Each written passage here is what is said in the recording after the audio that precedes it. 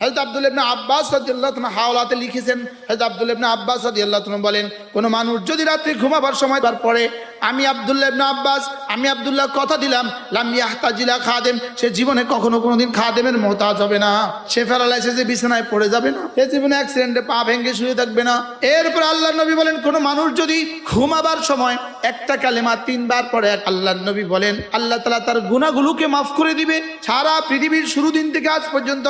আজ থেকে পৃথিবীর শেষ দিন পর্যন্ত বৃষ্টির ফোঁটার সংখ্যা যত, এত সংখ্যক গুনাহ যদি হয় সব মাফ। সারা দুনিয়া যত গাছ আছে সমস্ত পাতার সংখ্যা বরাবর যদি গুনাহ হয় মাফ। সারা পৃথিবীতে যতগুলো বালি আছে বালুকণা বড় বড় গুনাহ যদি হয় সব মাফ। কোন মানুষ যদি ঘুমাবার সময় সে ডান কাতে শুয়ে যদি এই বাক্যটা 3 বার পড়ে, আল্লাহর নবী বলেন, বুখারী ও মুসলিম, কোন মানুষ যদি এই দোয়াটা ঘুমাবার সময় পড়ে, তার ঋণ যদি পাহাড় বরাবর হয়, তার ঋণ যদি